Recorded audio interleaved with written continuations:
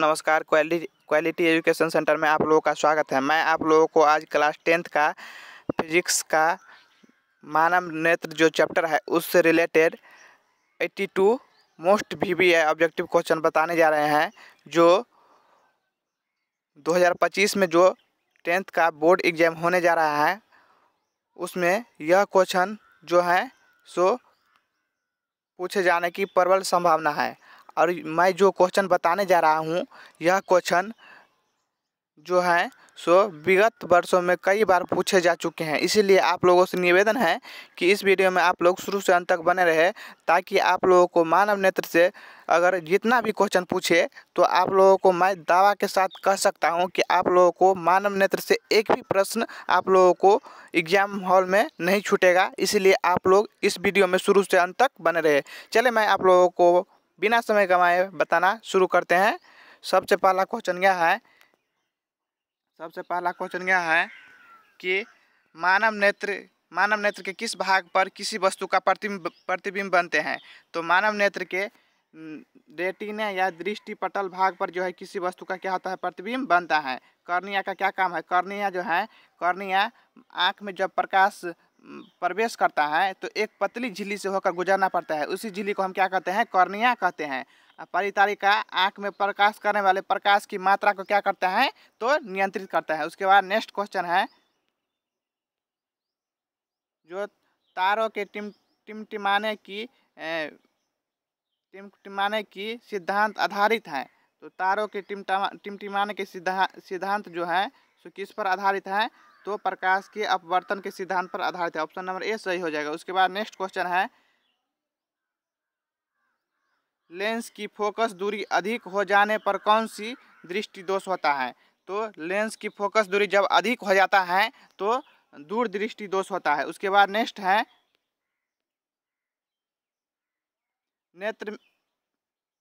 नेत्र में किसी वस्तु का बना प्रतिबिंब होता है। तो नेत्र में किसी वस्तु का बना प्रतिबिंब वास्तविक, उल्टा और छोटा होता है। ऑप्शन नंबर सी सही हो जाएगा। ऑप्शन नंबर सी सही हो जाएगा। उसके बाद नेक्स्ट है, जो नेत्र निकट स्थित वस्तुओं को स्पष्ट नहीं देख पाता है उसे हम क्या कहते हैं, उसे हम दूरदृष्टि दोष कहते हैं। क्या कहते हैं, दूरदृष्टि दोष कहते हैं। दूरदृष्टि दोष में क्या होता है, दूर के वस्तुओं को तो स्पष्ट देख पाते हैं लेकिन निकट के वस्तुओं को माने स्पष्ट नहीं देख पाते हैं। जो दोष होता है उसी वहाँ के वस्तु को ही स्पष्ट देख पाते हैं। उसके बाद नेक्स्ट है, श्वेत प्रकाश के किरण जब किसी प्रिज्म से होकर गुजरता है तब जो रंग सबसे अधिक विचलित होता है वह है। जब श्वेत प्रकाश में हम लोग जानते हैं कि तो कितने रंग होते हैं, तो श्वेत प्रकाश में 7 रंग होते हैं। श्वेत प्रकाश को जब हम किसी प्रिज्म से होकर गुजारते हैं तो यह 7 रंगों में विभक्त हो जाते हैं, अवयवी प्रकाश में विघटित हो जाते हैं। तो यह विघटित होते हैं तो यह वैजानिक पिनाला कहलाता है। क्या कहलाता है, वैजानिक पिनाला। तो सबसे अधिक विचलन पूछे तो सबसे अधिक विचलन होता है बैगनी का। किसका होता है, बैगनी का। सबसे कम विचलन पूछे तो लाल का होता है। सबसे अधिक विचलन पूछे तो बैगनी का होता है। ऑप्शन नंबर सी सही हो जाएगा। उसके बाद नेक्स्ट है, जो अपने लेंस की फोकस दूरी को बदलकर दूर या निकट की वस्तुओं को साफ साफ देखने की आँख के गुण को क्या कहते हैं, तो उसे हम क्या कहते हैं, तो असमंजन क्षमता कहते हैं। क्या कहते हैं, असमंजन क्षमता। उसके बाद नेक्स्ट है,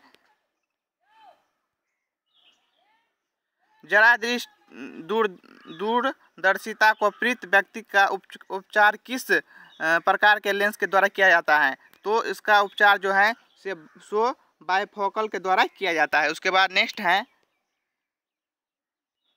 एक स्वस्थ मानव नेत्र के लिए निकट तथा दूर बिंदु क्रमशः होते हैं। तो एक स्वस्थ मानव नेत्र के लिए जो है सो निकट बिंदु 25 श्याम होते हैं और दूर बिंदु अनंत होते हैं। ऑप्शन नंबर डी सही हो जाएगा। उसके बाद नेक्स्ट है,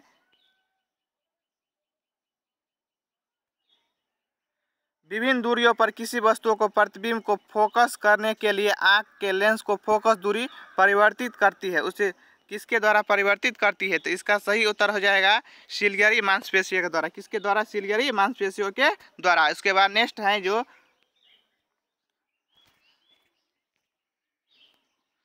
जो नेत्र दूर स्थित वस्तुओं को स्पष्ट नहीं देख पाता है उसे क्या कहते हैं? तो दूर स्थित वस्तुओं को अगर वह साफ साफ नहीं देख पाते हैं तो उसे हम क्या कहते हैं? निकट दृष्टि दोष कहते हैं। उसके बाद नेक्स्ट है,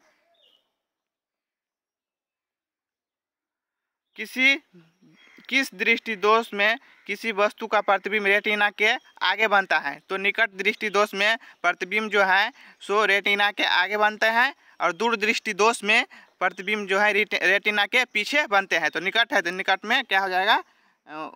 निकट में आगे पूछता है तो क्या हो जाएगा? निकट में। अगर पीछे पूछे तो दूर में। उसके बाद नेक्स्ट है, नेत्र की असमंजन क्षमता कम हो जाने से उत्पन्न होता है।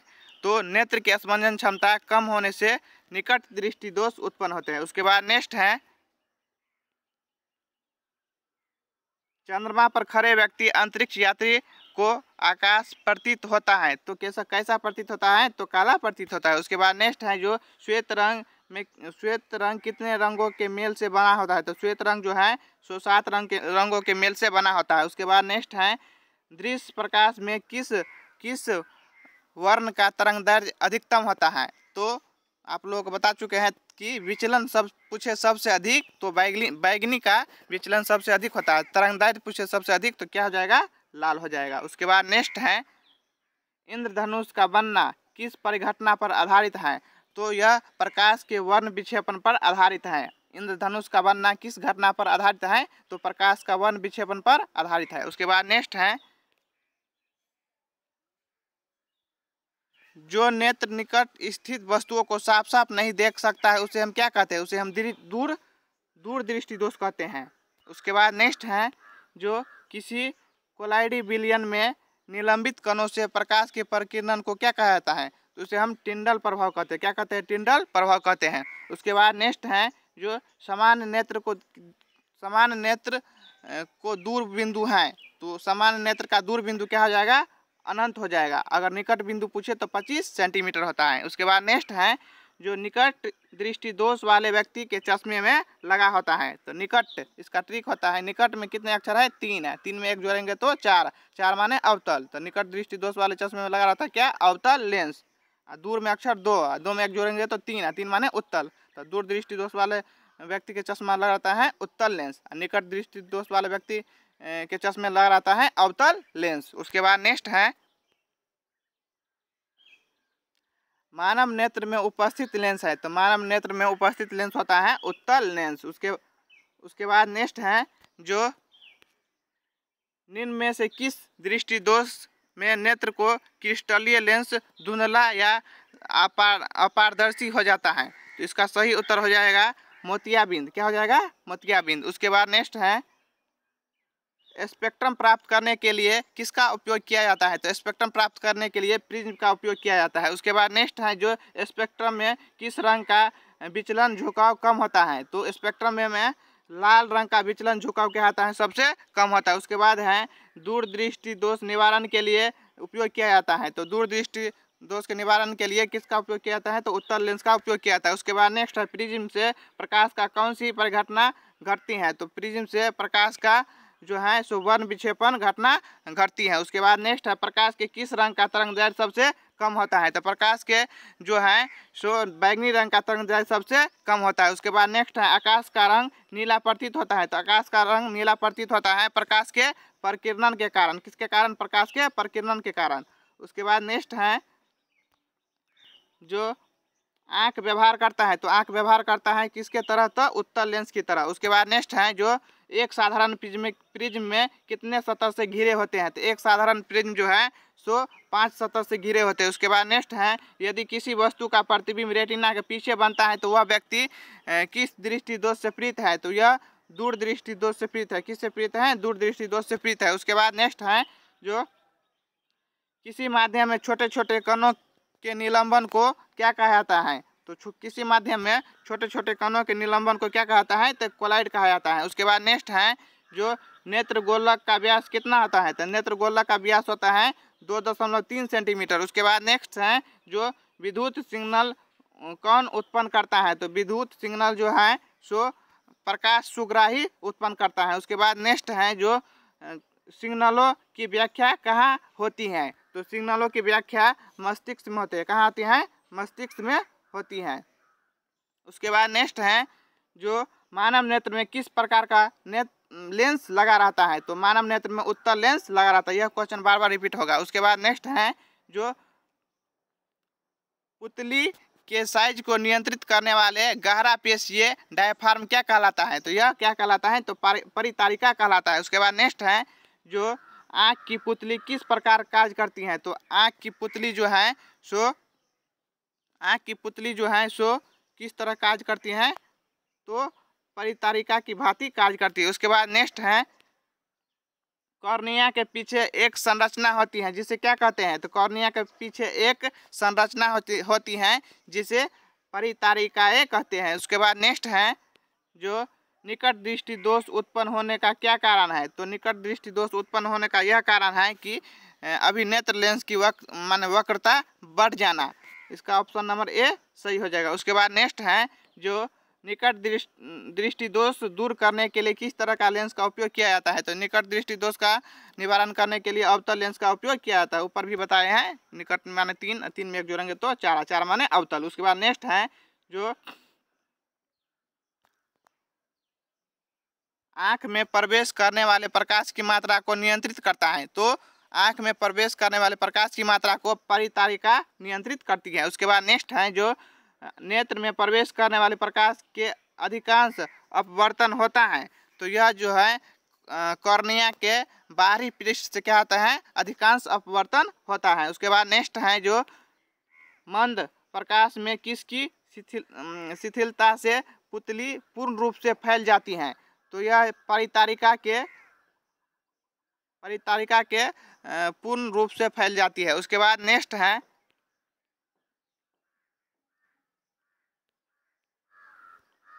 नेत्र गोलक के गोल होने पर देख पाते हैं। तो नेत्र गोलक के गोल होने पर देख पाते हैं। निकट की वस्तुओं को हम देख पाते हैं। उसके बाद नेक्स्ट है जो वस्तु को हटा लेने पर यानी वस्तु को हटा लेने के बाद नेत्र पटल पर प्रतिबिंब कितने सेकंड तक रहता है? यानी कितने सेकंड तक नेत्र पटल पर जो है प्रतिबिंब बना रहता है? तो 1/10 सेकंड तक। उसके बाद नेक्स्ट है जो दृष्टि निबंध सिद्धांत का उपयोग कहाँ किया जाता है? तो दृष्टि निबंध सिद्धांत का उपयोग जो है सो चलचित्र प्रक्षेपण में किया जाता है। कहाँ किया जाता है? चलचित्र प्रक्षेपण में किया जाता है। कहाँ किया जाता है? चलचित्र प्रक्षेपण में किया जाता है। ऑप्शन नंबर ए सही हो जाएगा। उसके बाद नेक्स्ट है कॉर्निया के पीछे क्या है जो काले रंग के पेशीय का समुच्चय है? तो यह क्या है? तो परितारिका है। क्या है? परितारिका है। क्या है? परितारिका। उसके बाद नेक्स्ट है जो आयु में वृद्धि होने पर मानव नेत्र में स्पंदन क्षमता घट जाती है। यह दोष क्या कहलाती है? तो यह जरा दृष्टि दोष कहलाती है। उसके बाद नेक्स्ट है जो कॉर्निया में दोष अर्थात उसके पूर्णतः गोलीय न होने के कारण किस प्रकार का नेत्र दोष होता है? तो यह किस प्रकार का नेत्र दोष होता है? तो यह अबिंदुकता होती है। उसके बाद नेक्स्ट है जो अबिंदुकता नेत्र दोष वाले व्यक्ति के चश्मे में किस तरह के लेंस के दोष का निवारण किया जाता है? तो इसका सही उत्तर हो जाएगा बेलनाकार। क्या हो जाएगा? बेलनाकार। उसके बाद नेक्स्ट है जो दोष रहित नेत्र 25 सेंटीमीटर और अनंत के बीच रखी वस्तुओं को आसानी से देख पाता है। इसके बीच की दूरी को हम क्या कहते हैं? तो दृष्टि परिसर कहते हैं। क्या कहते हैं? दृष्टि परिसर। यानी देखने योग्य भाग होता है 25 सेंटीमीटर से लेकर अनंत तक। उसके बाद नेक्स्ट है जो मानव नेत्र 2 है, अतः इसका दृष्टि क्षेत्र होता है। माने इसका दृष्टि क्षेत्र कितना होता है? तो 180 डिग्री। कितना होता है? 180 डिग्री। उसके बाद नेक्स्ट है जो दूरदृष्टि वाली माने आँखें साफ साफ देख सकती हैं। तो दूरदृष्टि वाले आँखें जो है तो दूर की वस्तुओं को साफ साफ देख सकती है। उसके बाद नेक्स्ट है जो दृष्टि दोष होने का क्या कारण है? तो दृष्टि दोष होने का कारण यह है कि अभिनेत्र लेंस की फोकस दूरी का अत्यधिक हो जाना है। ऑप्शन नंबर डी सही हो जाएगा। उसके बाद नेक्स्ट है जो अभिनेत्र लेंस की फोकस दूरी में परिवर्तन किया जाता है। तो अभिनेत्र लेंस की फोकस दूरी में किसके द्वारा परिवर्तन किया जाता है? तो पक्षमाभी द्वारा, किसके द्वारा? पक्षमाभी द्वारा। उसके बाद नेक्स्ट है जो रेटिना प्रकाश को परिवर्तित करता है, तो रेटिना प्रकाश को जो है विद्युत सिग्नल में परिवर्तित करते हैं, विद्युत सिग्नल में। उसके बाद नेक्स्ट है जो नेत्रदान करने वाले व्यक्ति की आयु सीमा होगी, जो व्यक्ति नेत्र को दान करना चाहते हैं उसकी आयु सीमा कितनी होनी चाहिए?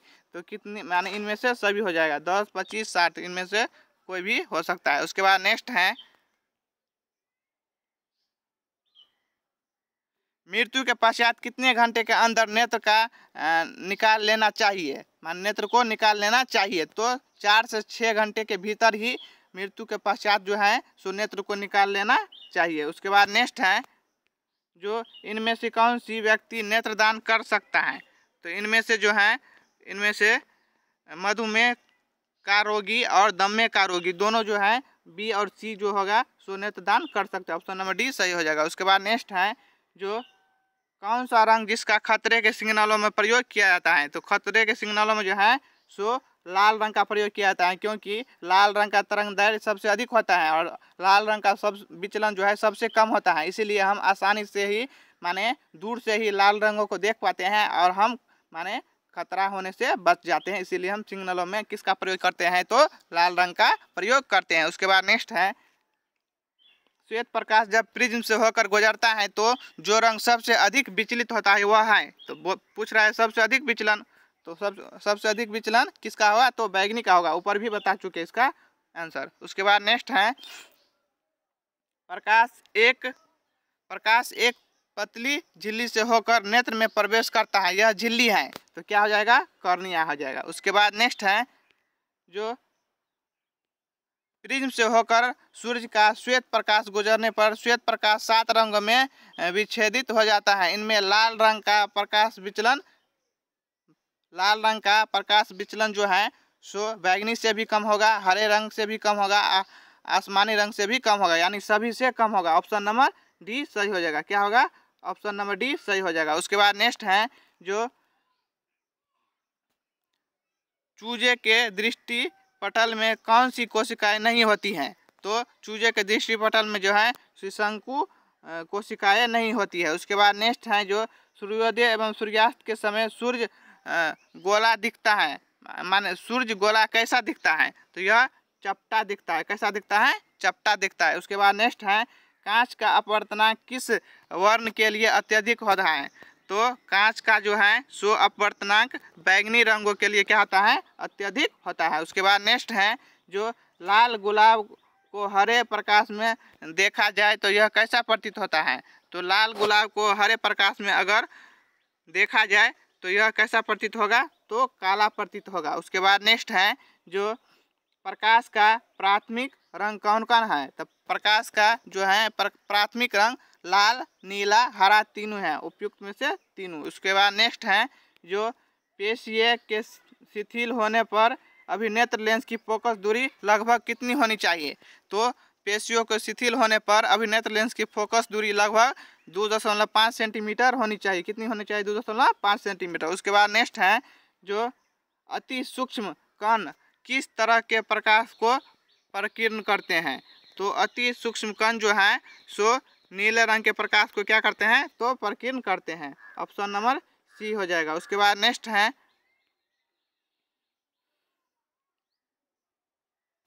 किसी प्रिज्म से होकर गुजरने वाली प्रकाश के लिए आपतन कोण I, अपवर्तन कोण R को निर्गत कोण का मान क्या होगा? तो निर्गत कोण का मान होगा क्या होगा?